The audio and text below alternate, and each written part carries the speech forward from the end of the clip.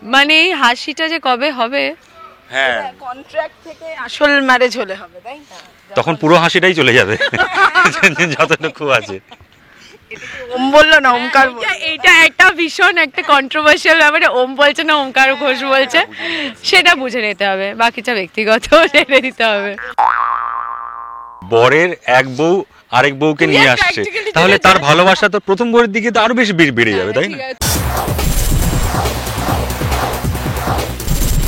কার বিয়ের জন্য মঞ্চ সাজছে এবং কে দাঁড়িয়ে আছে? তবে এই জুটিকেই বিয়েতে যাচ্ছে, যতই কন্ট্রাক্ট ম্যারেজ হোক। কবে সত্যিকারের বিয়েটা হবে, প্রেমটা হবে, ওম এবং শ্রাবণের সেই অপেক্ষায় সকলে রয়েছেন।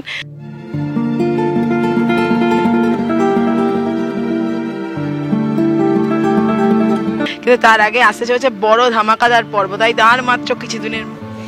হ্যাঁ, খুবই ধামাকাদার আমাদের পর্ব আসতে চলেছে। সেই পর্বে কি মহাসোমবারের মহাপর্ব, সেই পর্বে কি হবে আমরা তো বলবো না, আপনাদের দেখতে হবে স্টার জলসায়।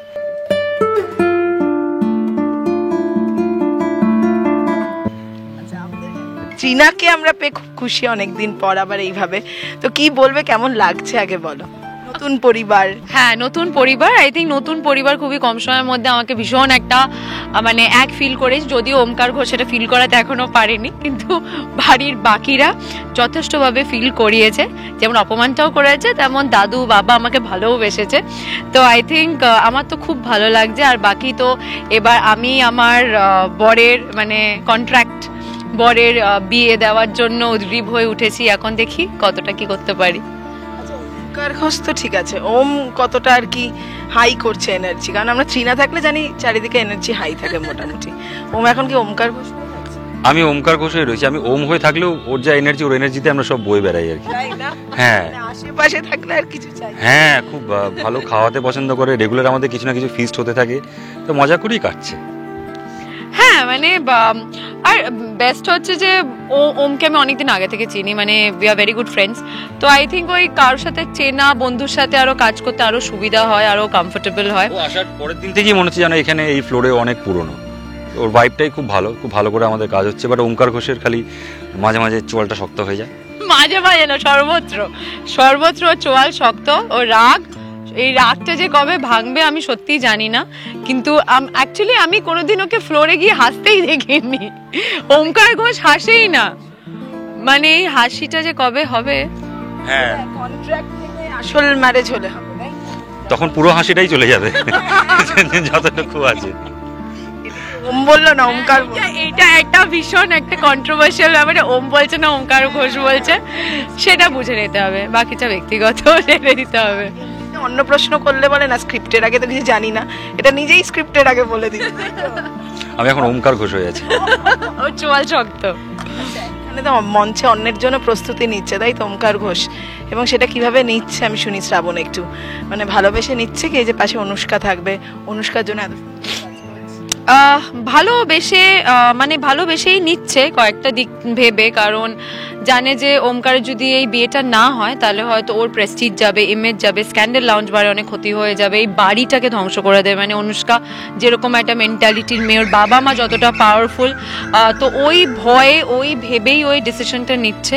আর ও সত্যি মনে করা যে বিয়েটা হয়ে গেলে অ্যাটলিস্ট ওদের ইমেজটা, প্রেস্টিজটা, বাড়ির সম্মানটা, দাদু যাকে শ্রাবণ সব থেকে বেশি ভালোবাসে সেই মানুষটা হয়তো কোথাও না কোথা থেকে বেঁচে যাবে, স্ক্যান্ডেল লাউঞ্জ বারটা বেঁচে যাবে, যেটা হচ্ছে ওমকার ঘোষের একদম কি বলবো মানে সব থেকে কাছের একটা জিনিস, যেটাকে একটু একটু একটু করে তুলে ধরেছে, সবটাই হয়তো সেভ হবে। তাই শ্রাবণের ডিসিশনটা নিচ্ছে। তো আমার মনে হয় যে অন্যের খুশিতেই শ্রাবণ খুশি, অন্যের ভালো লাগা, অন্যের সম্মান, অন্যের যা যা হচ্ছে ওইটাতে শ্রাবণ নিজের খুশিটাকে খুঁজে নিচ্ছে। খুশির জন্য এত ভাবছে, তার জন্য বিয়ে করেই দিচ্ছে।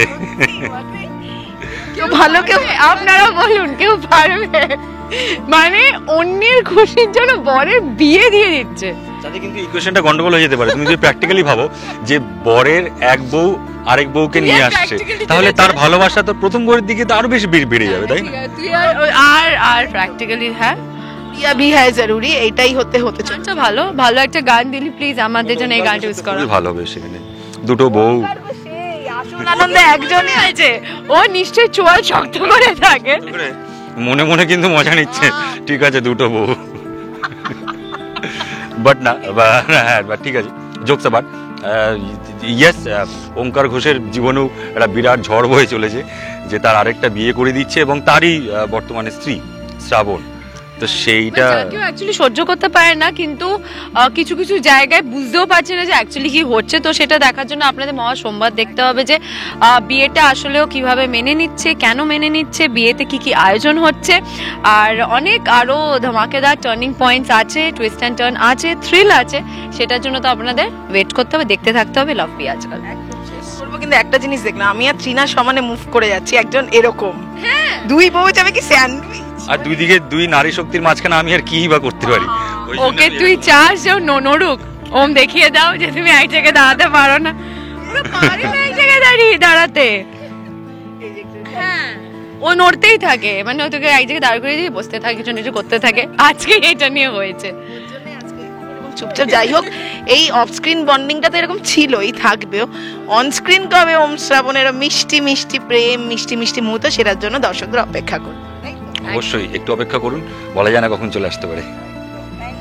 থ্যাংক ইউ সবাইকে, আর দেখতে থাকুন লাভ বি আজকাল, স্টার জলসা 8:30।